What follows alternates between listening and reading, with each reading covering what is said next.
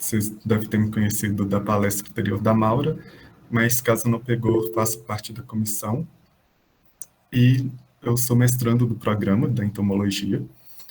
E hoje eu vou estar aqui ministrando, fazendo a mediação da palestra da professora Karina Mara de Souza. Ela que possui graduação em Ciências Biológicas pela Universidade Federal de Uberlândia, a UFO, mestrado e doutorado pelo Programa de Pós-Graduação em Parasitologia da Universidade Estadual de Campinas, sendo doutorado sanduíche na University of Copenhagen, com experiência em parasitologia e entomologia geral, urbana e forense e meio ambiente. Desenvolve pesquisas em ecologia de vetores, desenvolvimento de insetos e análises moleculares, incluindo estudos de taxonomia e sistemática de Diptera, osteoide, com ênfase em sarcofágide e califoride, e temas ambientais voltados à conservação e manejo do solo e água. Bom, Karina, seja bem-vinda, a palco é todo seu, pode apresentar quando quiser. Obrigada, Juan. Primeiramente, agradeço ao convite, é um prazer estar aqui com vocês. Boa tarde a todos os participantes. Quando eu recebi o convite, até comentei com o Juan que é um prazer imenso vir, porque eu participei desse curso há muito tempo atrás, lá em 2005, e foi um curso realmente importante para a minha formação, que me ajudou a escolher essa área da entomologia forense, a ir para esse caminho. Eu espero que vocês aproveitem também todas as possibilidades que o curso traz, mesmo na modalidade online. Nessa edição virtual, eu tenho certeza que vocês estão podendo ter contato com muitas temáticas diferentes e ter uma experiência com a entomologia que é singular. Hoje eu estou aqui para falar para vocês um pouquinho sobre a entomologia forense, que nada mais é do que o estudo dos insetos dentro do contexto forense, das investigações criminais, das perícias. E coloquei os casos periciais porque eu vou falar para vocês um pouquinho sobre os casos aplicados, alguns registros da literatura, alguns que eu participei como colaboradora, outros que foram reportados por colegas, para vocês verem o quão vasto é essa área da entomologia. Aqui está o meu e-mail para contato, no final da apresentação eu coloco ele de novo, caso alguém queira algum material ou se aprofundar um pouquinho mais, podem ficar à vontade para me contactar. E se surgirem perguntas, nós vamos fazer 15 minutos no final, mas se quiser também interromper durante, fica a critério de vocês, tá? Opa, não compartilhei a minha tela, né? Vou compartilhar minha tela aqui com vocês. Eu bem estou falando do e-mail, mas não compartilhei, né? Desculpem.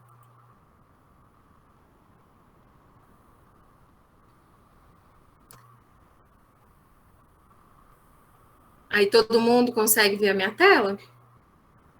Sim, está dando para ver certinho. Então, vamos lá. Aqui é o e-mail que eu falei para vocês, né? Meu e-mail, fiquem à vontade, caso queiram me contactar. Antes de eu entrar diretamente na área forense, eu vou fazer uma breve introdução do porquê das moscas. Eu trabalho especificamente com Diptera, moscas, principalmente de duas famílias, que são os Califóride e Sarcofagi. Durante a minha formação, no mestrado, na graduação e no mestrado, eu trabalhei de maneira mais geral. Na graduação, eu fiz estudos em campo de sucessão entomológica, então a gente trabalhou com várias famílias de Diptera e outras ordens. No meu mestrado, na minha dissertação, eu trabalhei com a parte de entomotoxicologia, que mais à frente eu vou explicar detalhes para vocês do que é. E no meu doutorado, eu já fui um pouquinho mais para a parte de taxonomia, para a parte de identificação dessas moscas, inclusive algumas de importância forense. Então, eu fui construindo esse caminho. E por que das moscas? Por que você não escolheu nenhuma outra ordem, Karina? As moscas, elas são muito importantes em diversas áreas. tanto na área médica, quanto veterinária, quanto econômica, quanto forense. Dentro da área médica, elas podem ser vetores de doenças, vetores mecânicos, de bactérias, vírus e parasitas, porque as moscas possuem um corpo bastante piloso, com muitos pelos, e as bactérias, os vírus, ou parasitas, aqui no caso, os ovos ou cistos, podem se aderir a esses pelos, essas pilosidades que elas apresentam, e aí a mosca se torna um carreador mecânico dessas doenças. Mas também elas podem causar as miíases. O que são as miíases? Muitos de vocês devem ter ouvido falar com o nome de bicheira. Miíase é o nome técnico para as bicheiras, que podem ser tanto causadas por diversas larvas, quanto por uma única larva, que é o que a gente chama de berne, que quem faz atividade em campo pode ficar sujeito a ter uma infestação por berne, porque a mosca, ela coloca seus ovos em outro indivíduo, né? Pode ser um outro mosquito ou um outro inseto qualquer que tenha contato com os hospedeiros, e pelo calor do corpo do hospedeiro, a larva eclode desse ovo.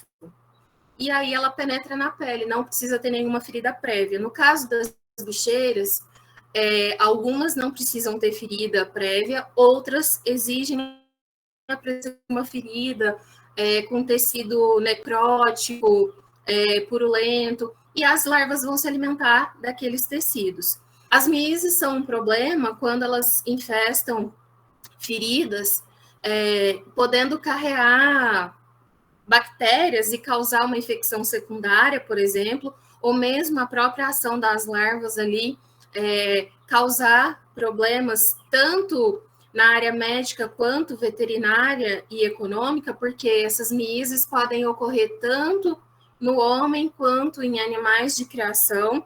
E por que isso interfere também na área econômica? Porque um animal que está parasitado por bicheira, um animal, por exemplo, um gado para produção de leite, ele vai sofrer uma diminuição por conta dessa infestação, uma diminuição da produção de leite, vai ter algumas espoliações por conta da presença dessas larvas, e por isso que tem impacto na economia também. Mas nós temos uma alternativa que também é um tipo de miíase, mas nesse caso é uma miíase controlada, que é a terapia larval.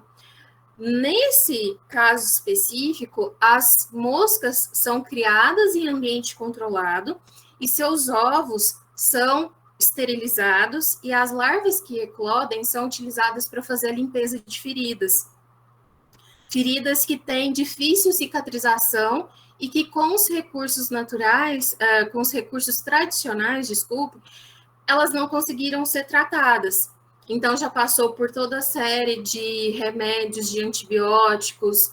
Isso é muito comum, por exemplo, em pessoas que têm diabetes e por conta de problemas decorrentes da doença, tem um problema de circulação e não é raro aparecerem feridas nas extremidades, principalmente na ponta dos dedos dos pés. E quando essa ferida atinge uma evolução mais crítica, pode chegar até no ponto de ser necessário fazer uma amputação de membro. Mas já tem registros na literatura que comprovam que pessoas que já estavam com esse indicativo de amputação de membro, porque não tinha mais metodologias tradicionais para serem aplicadas para a contenção daquela ferida, que fizeram a aplicação da terapia larval, conseguiram recuperar seus membros, fazer o tratamento adequado da ferida. Então, é uma alternativa também importante dentro da área médica e também veterinária, porque há alguns casos de terapia larval já relatados para o tratamento de animais, principalmente animais domésticos, como cães.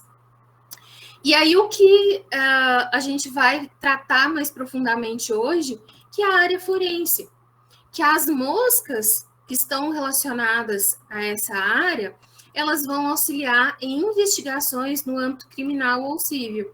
Então, elas vão permitir, através da sua biologia, das suas características, fornecer elementos relevantes para uma investigação mais profunda, com mais detalhes, e que seja possível chegar até uma solução. Então, e aí também a gente sabe que, dentro desse contexto da entomologia forense, as moscas têm um papel muito importante, e eu já vou contar para vocês porque foi a motivação de eu ter escolhido as moscas, né?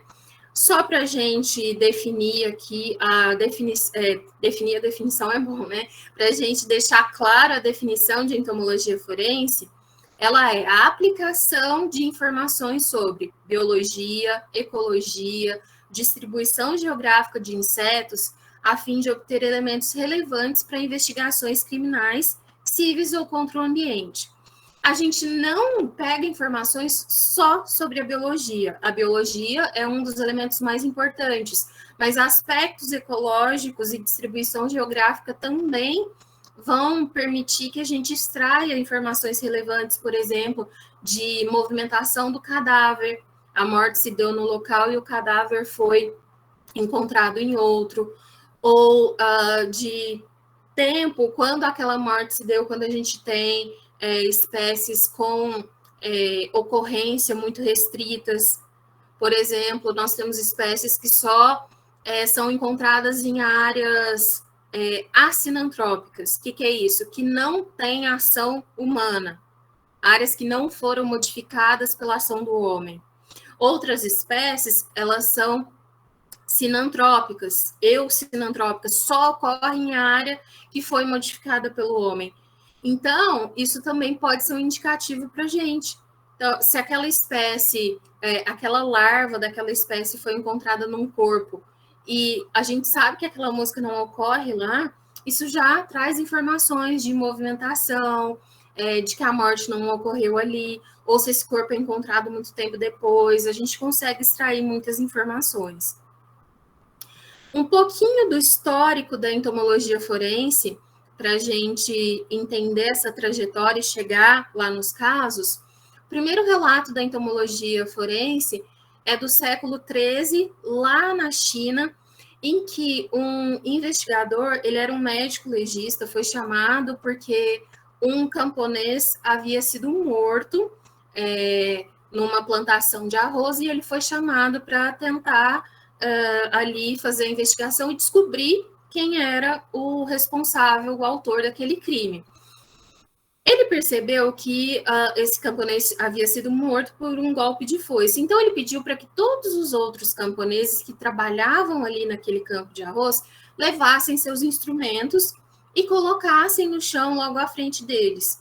E ele percebeu que em uma foice específica começaram a pousar moscas, apesar de não ter visivelmente nenhuma marca de sangue, de vestígio de nada. E aí, com aquela observação, ele foi confrontar o dono daquela foice. E, no meio da investigação, do interrogatório, ele acabou confessando que ele tinha tido um desentendimento com o outro camponês, e, no momento da briga, ele golpeou e fez com que o colega de trabalho fosse a óbito. Esse primeiro relato, ele não foi uma aplicação intencional, foi por uma observação, mas o propósito ali não foi especificamente utilizar os insetos para solucionar o crime.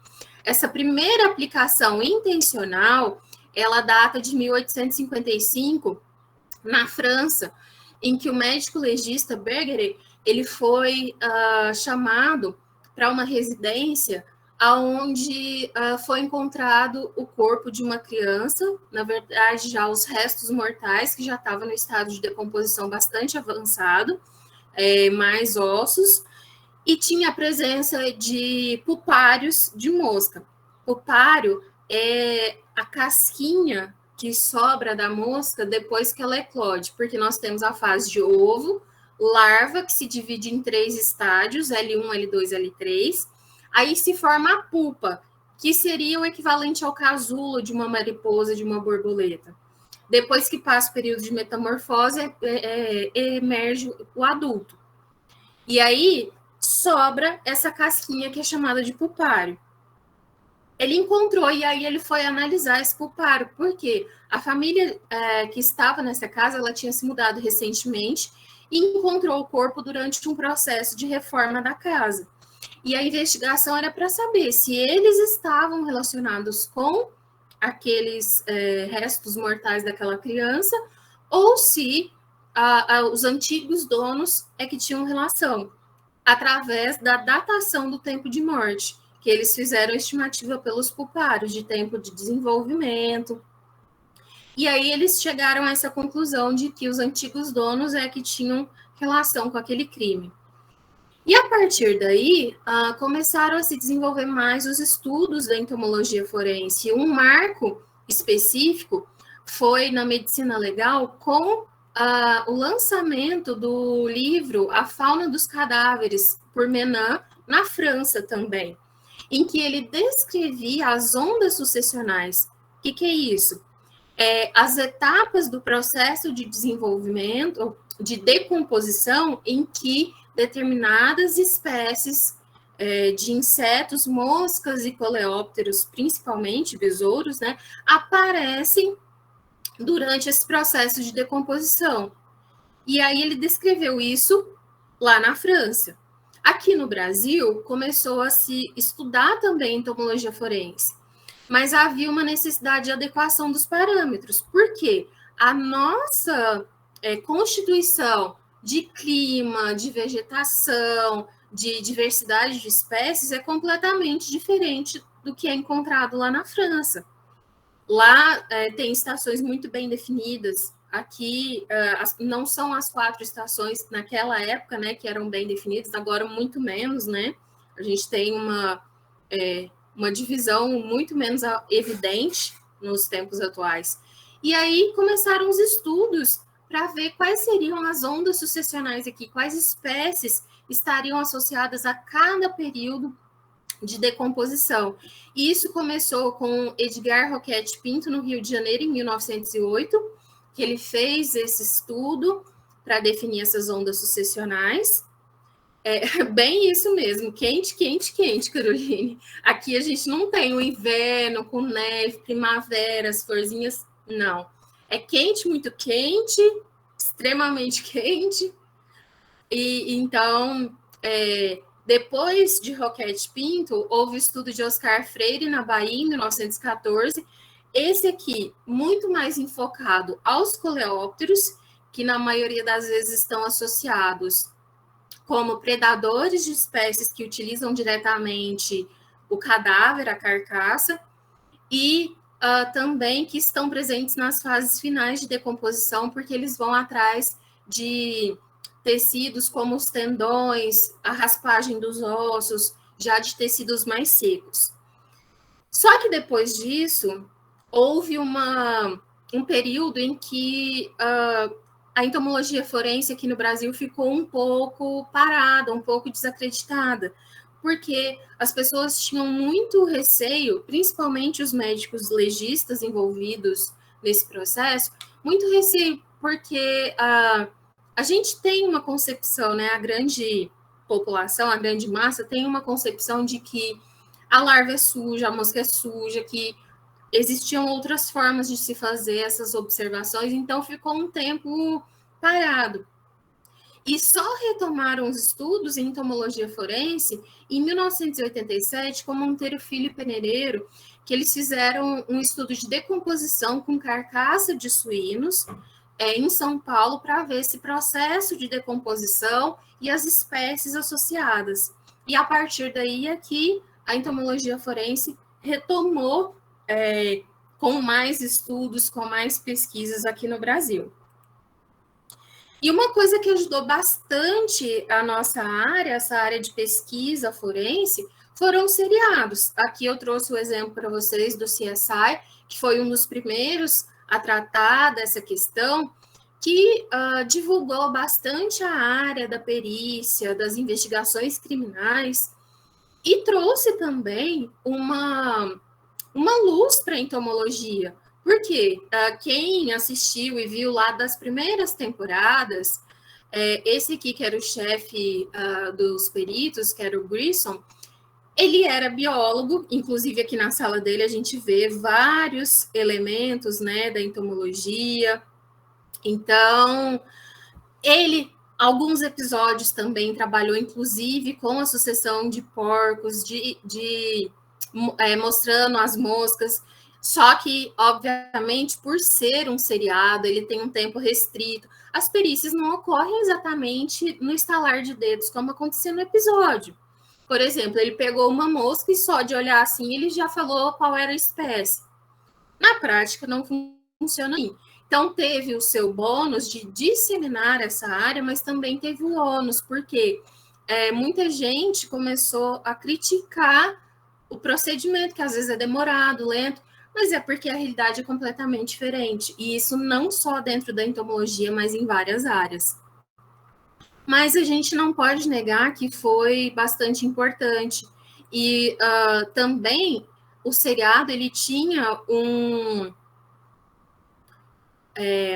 um consultor que era biólogo, um dos grandes nomes da entomologia forense, que é o Madison Ligoff, que fazia consultoria para ter o mínimo de inconsistências possíveis com a realidade. Claro que necessita de ter uma adequação por conta do tempo do episódio, que demora ali cerca de 40 e poucos minutos. Então, não dava para ser exatamente como é na prática do dia a dia, mas tinha essa consultoria para ter o mínimo de erros possível. E, infelizmente, eu vi aqui no chat o comentário da Caroline. Infelizmente, é uma realidade, Caroline. Em várias instituições, a gente tinha laboratórios de entomologia forense, mas por falta de verba ou de pessoal qualificado, infelizmente, eles foram fechados. E é uma pena, porque aí as pesquisas ficam estagnadas, a gente não consegue aprofundar e não consegue levar a entomologia forense de fato para aplicação. Porque a gente ficar também só dentro da academia, a gente restringe muito o conhecimento, ele tem que ser levado para a prática, para ajudar a solucionar de fato investigações, crimes, contribuir nesse processo.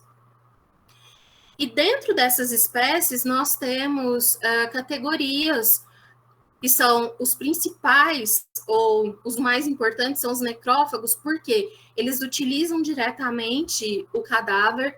Eu falo também carcaça, gente, só fazendo um parênteses, porque a gente faz muitos estudos com carcaças de suínos, tá? Não é desrespeito aos cadáveres, mas é porque como a gente faz a parte acadêmica também, então às vezes na fala eu posso falar carcaça e cadáver, mas não é em sentido de desrespeito aos cadáveres, tá?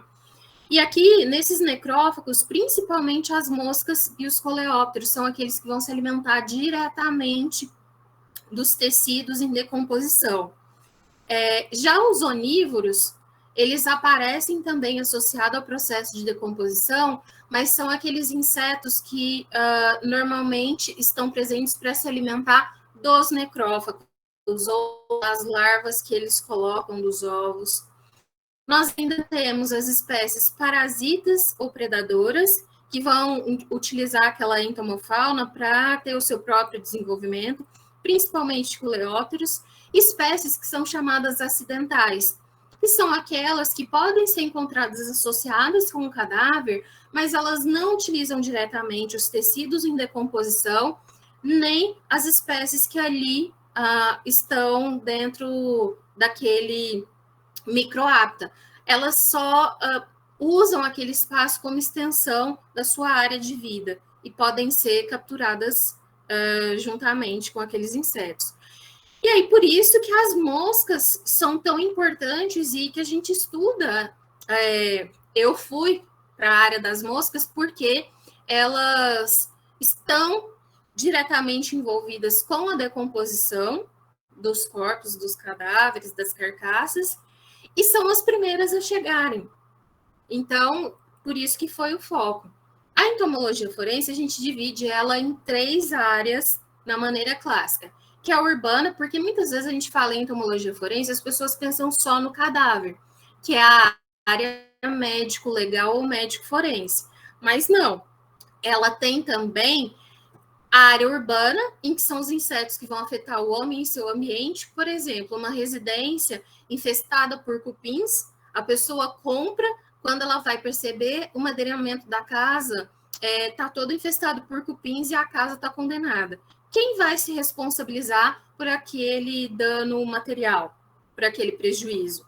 Então, a entomologia urbana ajuda a fazer isso. Quando foi que se deu a colonização? Se quando a pessoa vendeu já tinha a infestação e ela agiu de má fé ou não, enfim. Tem também a categoria dos produtos armazenados, que são aqueles insetos, ou parte deles, que é mais preocupante, né? Porque a outra parte a gente já pode ter até consumido, estão relacionados com alimentos. Isso aqui é um grão de macarrão daquele tipo penne, e isso aqui, branquinho, que parece queijo ralado, não é, são ovos de moscas. Era um macarrão à molho bolonhesa e que estava infestado com com ovos de moscas. Pouco tempo depois, as larvas eclodiram, por conta da atração pelo odor, da carne, do molho e tudo mais. Uma quarta área que tem sido atribuída à entomologia forense é a área ambiental, que traz como indicadores de qualidades. Esses insetos, eles vão ser responsáveis por indicar se houve ou não impacto ambiental, permitem fazer uma estimativa da diversidade e da concentração de contaminantes. E também estudos sobre produtos de biopirataria, exploração comercial, exploração ilegal, exportação ilegal de insetos. Um exemplo disso, em 2019, 482 insetos, esses aqui da imagem, foram apreendidos no aeroporto de Guarulhos, tentando ser exportados para o exterior de maneira ilegal. Para fazer uma remessa de material biológico para o exterior, é necessário ter um cadastro técnico federal, um termo de transferência do material, e isso tudo emitido pelo CIGEM. Então, se não tem essa documentação, é biopirataria, é uma exportação ilegal e é crime. Então, essa categoria ambiental tem sido utilizada nessa área também. Quais são as aplicações da entomologia forense? A principal é essa aqui, a determinação do IPM, o intervalo pós-morte. Quanto tempo se deu desde o óbito até que aquele cadáver fosse encontrado?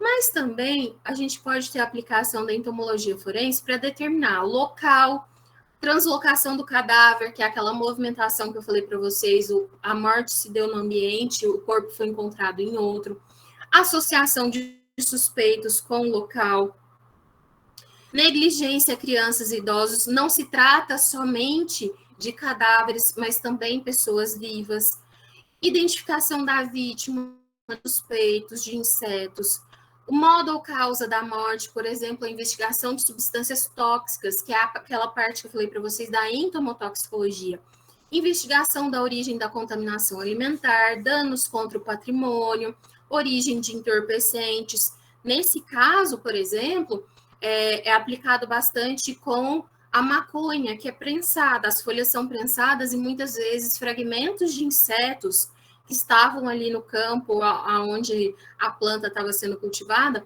podem ser prensados juntos. E a identificação desse inseto pode permitir determinar rotas de tráfico. Por que isso é importante? Porque traz uma informação que pode ser utilizada nas políticas de combate ao tráfico de drogas. Então, para saber de onde essa droga está vindo, para fazer estratégias de interceptação e assim por diante. Aqui é o primeiro caso que eu vou falar para vocês, que é a determinação do intervalo pós-morte.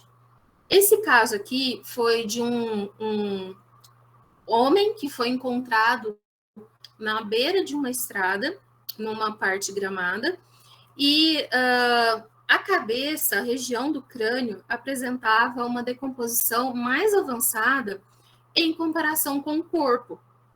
Parecia estar no estado intermediário de decomposição, com inchaço, a circulação pós-mandibulardel, mas aqui na região do crânio, os ossos já estavam expostos, parecia ser mais avançado. E aí eles foram investigar por que havia essa diferença.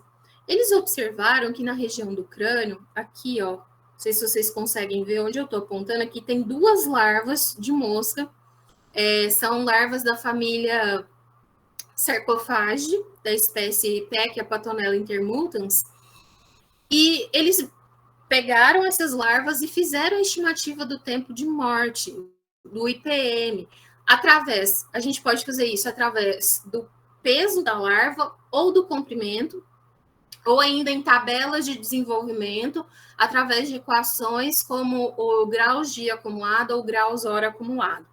Mas aí é uma coisa mais profunda, quem quiser saber, depois me pergunta que eu explico para vocês.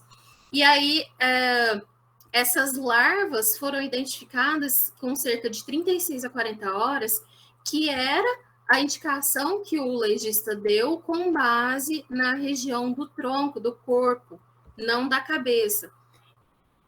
E por que houve essa diferença? Eles foram investigar e viram que a parte do corpo, do pescoço para baixo, estava encoberta por grama. Então, isso protegeu, de certa forma, aquela região e fez com que ela se decompusesse num tempo um pouco menos rápido do que a região do crânio que estava exposta, com mais possibilidade de ação dos insetos, incidência solar e tudo mais, por isso dessa diferença. E eles foram investigar esse desaparecimento. Era um caminhoneiro que havia sido reportado desaparecimento, ele estava fazendo transporte de carga, o caminhão foi assaltado e os assaltantes mataram o caminhoneiro e deixaram o corpo na beira da estrada. Esse outro caso aqui foi um caso relatado em 2004, em que eles encontraram, isso aqui eram corpos que foram encontrados dentro de uma reserva indígena de índios Cinta Larga, e eles foram investigar como essa morte se deu, quanto tempo tinha. Eles encontraram 26 moscas, machos adultos, dessa espécie de mosca, Paralucilia fulvinota, que é um califorídeo. Isso aqui, né, na verdade, foram encontrados as larvas que foram coletadas durante a autópsia e levadas para laboratório até a emergência dos adultos para identificação. 26 homens mortos que foram encontrados. E a partir da análise dessas larvas, eles descobriram que o tempo de morte, o IPM mínimo, seria de cerca de 5 a 7 dias. E foi um período em que foi reportado um conflito entre mineradores de diamantes ilegais e índios Cinta Larga dessa reserva. Então, mediante as investigações e esse tempo de morte definido, eles conseguiram chegar a essa determinação de que, durante esse conflito, muito provavelmente os índios, para defender as suas terras, entraram nesse embate e acabaram assassinando esses mineiros ilegais. Um outro caso, também reportado na literatura, é o dessa mulher. Ela foi encontrada em casa, de bruços, não tinha nenhuma lesão aparente, e os vizinhos relatavam que ela tinha problemas cardíacos. Então, a polícia, no primeiro momento, achou que se tratava de uma morte natural, que ela tivesse tido algum mal súbito, ali, algum decorrente dessa patologia cardíaca, e tivesse vindo a óbito. Só que, durante a necropsia, o médico legista ele encontrou uma lesão na parte da nuca. E no momento da perícia, o perito, por já ter um treinamento em entomologia forense, que ele era lá do nosso grupo, da Unicamp, ele viu que tinha larvas nessa região e ele coletou. E aí eles começaram a investigação e perceberam que não se tratava de uma morte por causas naturais, que o coração não tinha nenhuma daqueles indícios, não tinha nada disso. E eles foram investigar. E aí viu que a causa da morte foi por conta dessa lesão na nuca. E as larvas foram indicativo disso, por quê? Porque elas normalmente vão para os orifícios naturais do corpo. Então, ouvido, narinas, olhos, boca, região anal e genital. A parte da nuca não é uma região em que normalmente as larvas vão. Por que elas estavam lá? Quando tem feridas abertas, elas vão atraídas pelo sangue ou pela aquela abertura. E aí, na investigação, eles foram descobrir que ela tinha um relacionamento, uma espécie de namorado, e que ele havia ido na casa dela. Ela não queria mais relacionamento com ele, ele tentou estuprá-la, e no embate para tentar subjugar a mulher, ele acabou empurrando ela e ela bateu com essa parte do crânio no chão e desmaiou. E depois veio a óbito. E ele, com medo, porque já tinha tido problemas com a polícia, pegou a cópia da chave dele, saiu, trancou a casa como se nada tivesse acontecido e foi embora. Mas, obviamente, né, o problema dele foi muito maior. Eu vi que alguém levantou a mão, pode perguntar.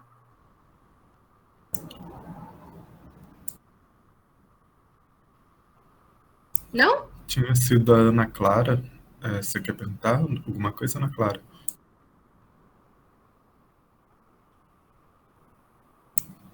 Bom, acho que não. Eu vou prosseguir aqui. Se tiver alguma pergunta, vocês fiquem à vontade, tá? A gente tá indo, eu vou ir um pouquinho mais rápido. Sem problema, Ana Clara. Eu vou ir um pouquinho mais rápido, porque eu vi que o tempo aqui já está um pouco avançado.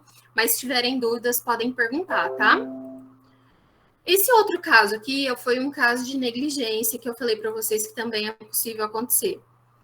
Uma senhora de 72 anos era cuidada pela filha, e quando a filha foi chamá-la pela manhã para tomar café, ela observou que a mãe estava em óbito, havia morrido durante a noite. E aí tem que chamar o médico para atestar o óbito, o corpo tem que ir para o IML e tal. E quando esse corpo chegou no IML, o médico legista observou que aqui na região genital dela havia uma grande quantidade de larvas.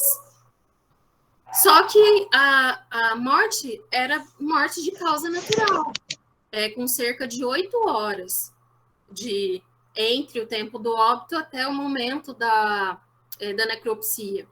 E aí ele coletou essas larvas que foram identificadas como Cochleomia minivorax. Essa espécie de mosca, ela só coloniza, ela só se instala em tecidos vivos. Ou seja, a senhora havia sido infestada ainda durante a vida. E aí desencadeou todo um processo, porque realmente, muito triste, Caroline, desencadeou todo um processo porque os irmãos pagavam uma quantia para essa filha tomar conta da mãe, e aí eles perceberam que ela não estava tomando conta. Muito provavelmente ela não estava fazendo a higiene dessa senhora, e o odor da urina atraiu as moscas, que ali colocaram seus ovos, e as larvas começaram seu processo de desenvolvimento. E isso aqui ainda em vida. Acontece bastante. Um outro caso de negligência é de uma criança, ela estava se queixando para a mãe que estava com uma dor na região abdominal, aí a mãe levou num pronto-socorro, o médico falou que era uma infecção de pele. Passou como tratamento uma pomada, a Nebacetin. Só que 6 dias após essa ida ao pronto-socorro, a criança ainda reclamava de muita dor, coceira, e a mãe percebeu que havia uma protuberância naquela região. E aí ela levou a criança em um outro pronto-socorro. Quando chegou lá, o médico extraiu essa larva aqui da região abdominal da criança, lá da onde tinha protuberância. Uma larva de Dermatobia hominis, um berne, que tinha 15 milímetros de comprimento, cerca de 22 dias, no mínimo, de desenvolvimento. Ou seja, quando a criança foi no primeiro pronto-socorro, a larva já estava lá. E aí, isso desencadeou um processo de lesão corporal culposa, porque a mãe estava processando o médico, o primeiro médico que fez o atendimento da criança, por negligência, que ele foi indolente no atendimento, não fez o atendimento adequado, e também por imperícia, que é a ignorância no exercício da profissão, por não saber fazer o diagnóstico correto. Então, é um caso de negligência, só que nesse caso não da mãe, do responsável por essa criança. Um terceiro negligência foi um senhor de 95 anos com Alzheimer e Parkinson que vivia numa casa de longa permanência. Os cuidadores lá não tinham serviço odontológico e já haviam avisado a família que eles precisavam providenciar. Isso durante vários meses. E a família não providenciava o tratamento odontológico. Num dia, a cuidadora observou que, além do desconforto bucal que esse senhor apresentava, ele estava com um hálito muito ruim. E aí, foi olhar dentro da boca dele, ela percebeu que tinha larvas, e aí a instituição lá de longa permanência chamou uma dentista para fazer atendimento, e ela pegou as larvas. Então, aqui, ó, são os dentes dele como estavam, e aqui, ó, aqui tem uma larva, estava já todo necrosado, tinha até necrose no palato duro. Aqui as larvas que foram retiradas. Essas larvas tinham cerca de 143 a 52 horas de vida. Por que aconteceu? Devido ao estado odontológico precário e à falta de cuidados bucais adequados. Devido às condições dele, as condições patológicas, ele não fechava a boca completamente. E pela falta de tratamento dentário, a mosca foi atraída pelo odor, aqui a mesma espécie daquela outra lá, e aí começou a fazer toda a colonização da boca dele. Um caso de identificação em que foram utilizadas larvas, isso aqui é um caso dos Estados Unidos, uma moça universitária que foi encontrada morta. Na noite anterior, ela havia ido numa festa com saído com uma pessoa, ela foi nessa festa, e o ex-namorado dela estava na festa e viu, e houve uma situação de briga, os dois rapazes saíram, e no outro dia a moça foi encontrada morta, e com sinais de estupro. Só que, pelo tempo que se deu a morte até ela ser encontrada, já não tinha mais material genético, esperma ali, para poder fazer a identificação do culpado. Só que eles viram que tinham larvas ali se alimentando na região genital dela e pegaram essas larvas para fazer a recuperação do DNA do agressor dentro do conteúdo estomacal da larva.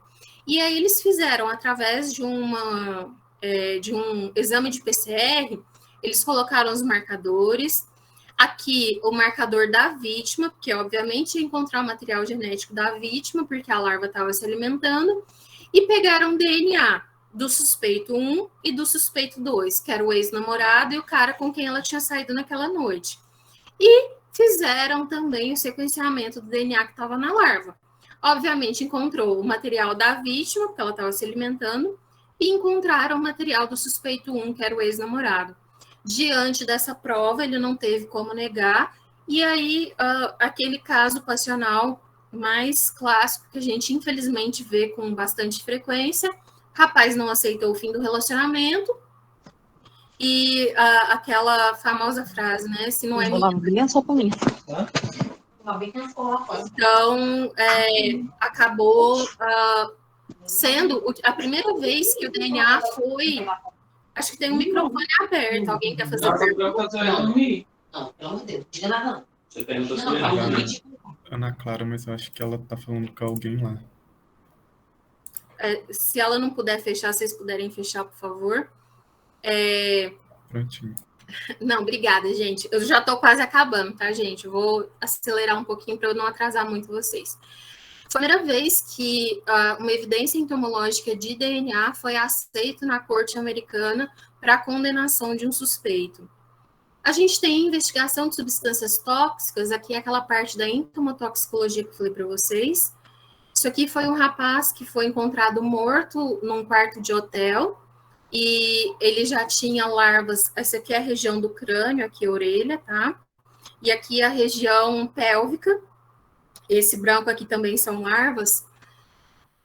Durante a necrópsia não foram encontrados vestígios, sinais clássicos de overdose, mas toda suspeita era para que tivesse ocorrido overdose pela situação, pelo histórico do rapaz, que já era usuário de cocaína.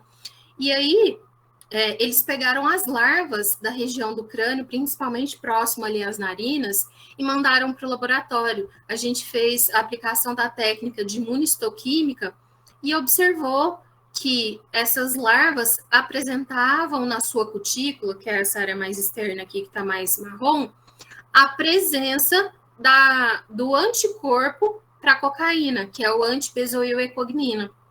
Então, mostrando que realmente tinha cocaína presente ali. E aí, mediante as investigações também em campo, eles descobriram que naquela época estava sendo vendida ali na região uma droga com um grau de pureza muito alto.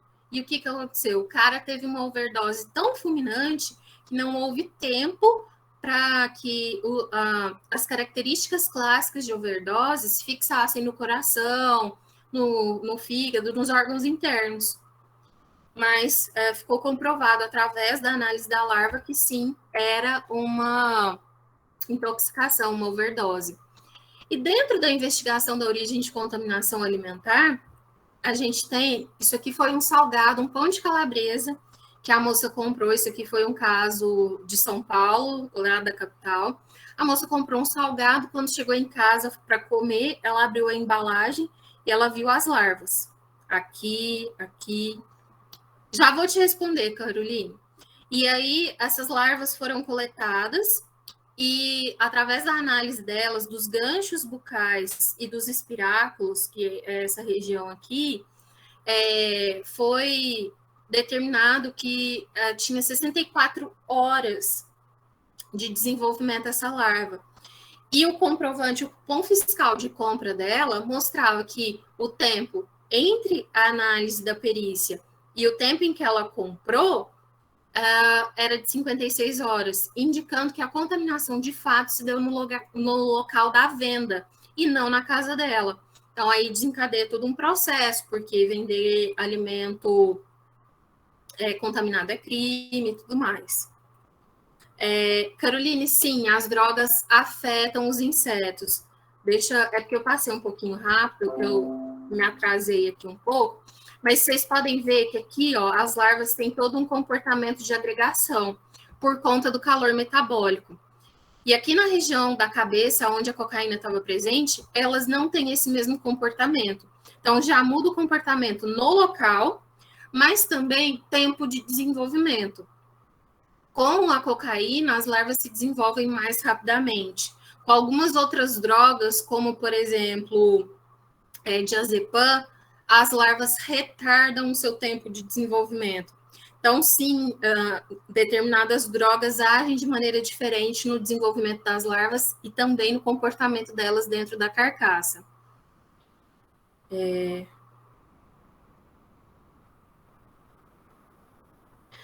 Rafael está perguntando que ele está num projeto com o objetivo de identificar espécies de díptera da família Califóride, de importância forense, presente no Cerrado do Maranhão, e gostaria de saber qual a melhor isca para captura, usando armadilhas de litro, que eu acredito que seja aquelas de garrafa, né? Levando em consideração o clima do Cerrado. Olha só, Rafael, nesse caso, a gente tem que pensar que não pode ser isca que resseca muito fácil, porque a atratividade dos insetos vai estar de acordo com o substrato que você oferece. Normalmente, a gente utilizava em coletas de campo, no cerrado, quando a gente utilizava a garrafa, a gente utilizava o fígado bovino ou de galinha, mas a troca da isca era feita diariamente. justamente por conta desse ressecamento. Se você pegar a época de mais seca, esse substrato ele vai ressecar muito rápido e a atratividade dele cai, tá? Mas para armadilha de garrafa, o peixe também funciona muito bem, mas normalmente a gente usa o fígado bovino. Peixe, normalmente sardinha, que você corta ela, mas também precisa fazer essa reposição, se não for diária, pelo menos a cada 2 dias, porque ela resseca muito rápido. E assim, a gente tem investigação da origem da contaminação alimentar, mas nós temos também uma orientação da OMS para utilizar os insetos para combater a fome no mundo. Obviamente, é diferente, esses insetos são criados especificamente para isso, são estéreis, tem todo um tratamento diferenciado, não é quando você acha um inseto ali dentro do alimento, né? Para a gente ir finalizando, tem só mais 2 casos, eu vou falar bem rapidinho. Esse aqui, danos contra o patrimônio, foi um caso em que o senhor, também de São Paulo, esse aqui, o senhor chamou um rapaz para fazer a limpeza da caixa d'água da casa dele e combinou um preço X. Quando o rapaz chegou lá, que ele subiu, ele falou assim que na laje da casa tinha infestação por cupim.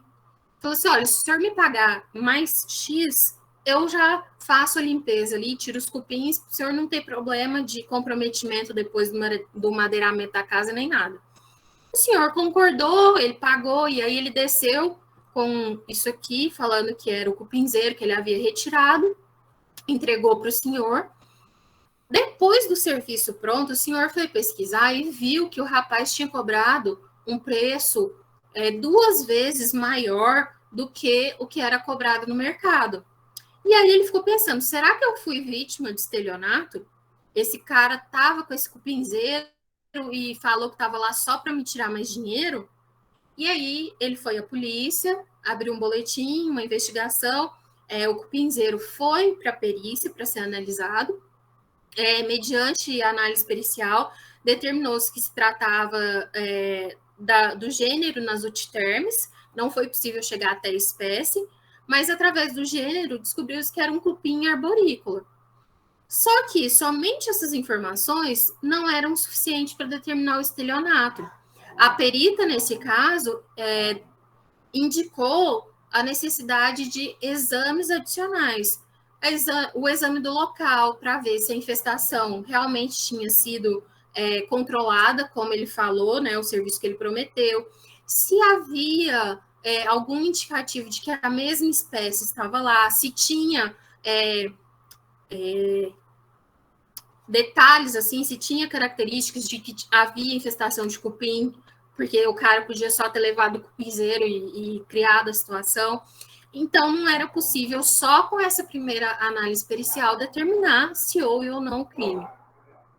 E a última aqui, para a gente já encerrar, pessoal, eu peço até desculpa pelo atraso aí, mas a gente já está na última aqui, é que a gente utiliza esses insetos também no monitoramento de áreas degradadas. Isso aqui foi um estudo que foi feito no fragmento de Mata Atlântica, que estava passando por um processo de regeneração. Era uma fazenda que tinha uma área de pasto bem grande, tinha uma área que estava sendo reflorestada pelos donos dessa fazenda, uma outra área que estava em regeneração natural, ou seja, eles não estavam reflorestando, mas estava passando por um processo de regeneração, e uma parte de floresta preservada. E eles encontraram essa espécie aqui de mosca da família Mesembrinellidae, que é a Mesembrinella belardiana. É uma espécie acinantrópica, ela só ocorre em áreas que não foram alteradas pelo homem. Ou seja, indicou que essas áreas estavam sendo preservadas, porque na área reflorestada eles encontraram indivíduos mais poucos. Na área em regeneração, um pouco mais do que na área reflorestada, mas menos do que na área preservada. Aqui na área preservada, um grande número de indivíduos dessa espécie, indicando esse nível de preservação, que essa espécie pode ser um indicador biológico para monitoramento de degradação ambiental, certo? Pessoal, é isso que eu queria falar para vocês. Desculpa aí ter ultrapassado um pouquinho o tempo. Espero que vocês tenham visto um pouquinho a respeito dessa área. Caso tenham perguntas, fiquem à vontade. E aqui só para mostrar, né? São pontos de vista diferentes. Tem gente que gosta de trabalhar com moscas das frutas e a gente trabalha ali com mosca que vai em matéria em decomposição um pouco diferente, nas fezes, em cadáveres, mas são pontos de vista diferentes. Obrigada a todos pela participação, pela atenção. E se tiver alguma pergunta... Muito obrigado, Karina. Adorei a palestra, sensacional. E se alguém quiser falar alguma perguntinha aí rapidinho, só para tirar alguma dúvida, se não, tem a segunda